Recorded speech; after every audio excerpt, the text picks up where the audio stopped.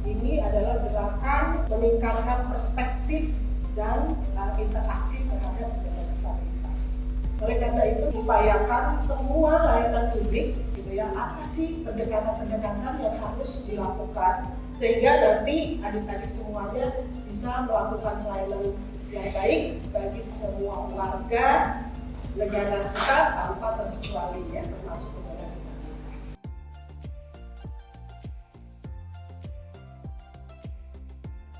Tunanetra itu ada dua kategori teman-teman ya, ada yang low vision sama yang totally blind. Low vision itu biasa bilang dengan lemah penglihatan.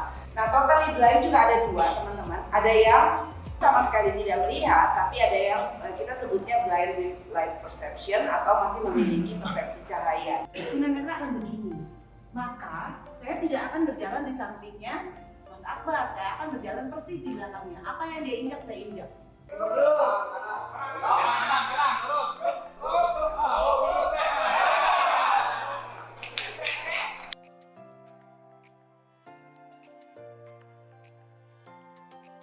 Fisik atau biasanya disabilitas berat saya, kalau kursi roda aku ini ibaratnya kayak kakinya aku. Cara menawarkan bantuan kepada penyandang disabilitas fisik, tawarkan pertolongan. Kalau misalnya kakak-kakak melihat nih disabilitas fisiknya kira-kira butuh bantuan, teman itu butuh bantuan kalau misalnya ada hambatan aja, jadi nggak perlu yang harus gimana banget diperlakukan yang spesial banget tuh. Saya pasti tanyain dulu, ITS buatin salam, salam.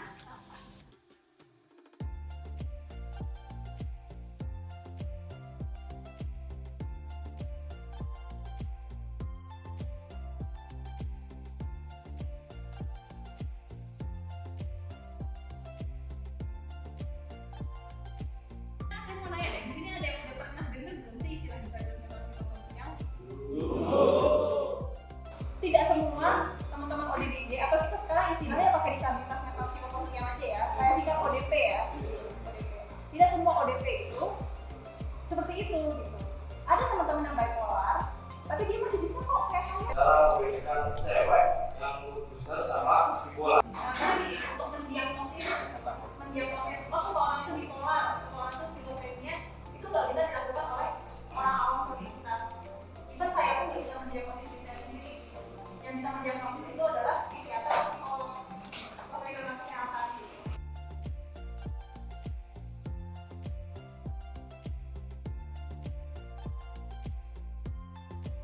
Assalamualaikum semuanya.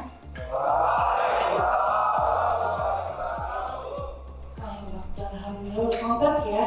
Karena saya anak kerjanya, saya seorang sindrom. Saya suka nari, berbagai tarian yang saya tarikan dari India, hip hop, bicara langsung kepada kami, sindrom atau wanita. Bukan kepada pendamping kami. Ceritanya dia naik kereta api, kemudian dia mendapatkan perlakuan yang tidak baik di dalam kereta. Jadi tentang pelecehan terhadap perempuan disabilitas. Ngapain? Mas, ngapain?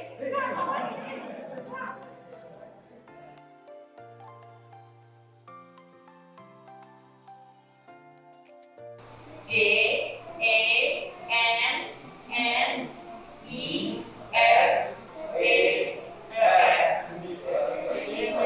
Isyaratnya ini. Kenapa isyarat saya seperti itu? Ada yang tahu nggak kenapa? Kenapa isyarat saya seperti itu?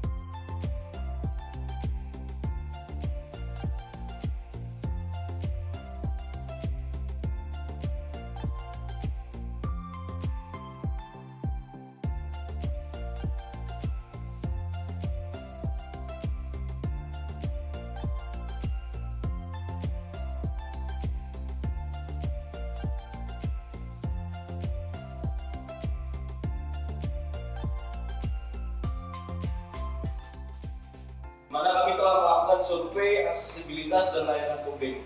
Beberapa temuan yang kami dapatkan dan kami analisa bahwasanya beberapa ada sarana atau prasarana infrastruktur yang ada di BPO Besar ini yang belum sesuai untuk kita sebagai penyandang disabilitas atau ramah disabilitas. Yang pertama yaitu di bagian infrastruktur seperti tangga, lift, dan berbagai formasi yang lainnya yang seperti ruang ibadah, ruang ganti, toilet masih belum ramah disabilitas.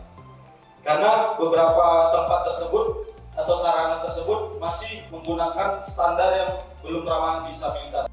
Perkenalkan, nama saya Ayunda Fia Dwi Mayangsari. Di sini saya merupakan calon pengawas stasiun dari divisi LRT Jabodebek. Untuk hari ini banyak banget pelajaran yang saya dapat, terutama dalam pelayanan kepada disabilitas. Dan nantinya apa yang saya dapat untuk hari ini seperti pelayanan pada disabilitas akan saya terapkan di stasiun LRT Jabodebek sebagai salah satu pelayanan yang saya diberikan kepada penumpang disabilitas. Mungkin nantinya bisa dikembangkan lagi, terutama untuk fasilitas-fasilitas yang ada di stasiun agar lebih nyaman untuk penyandang disabilitas. Saya belajar khususnya untuk dari tunarungu, saya bisa tahu bagaimana sih cara kita berkomunikasi dengan penyandang disabilitas tunarungu itu kayak gimana, dari bahasa isyarat, dari gestur, dari gerak tubuh, dan itu mungkin pengalaman pertama bagi saya bisa belajar seperti itu. Nama saya Andika Putri Setiawan,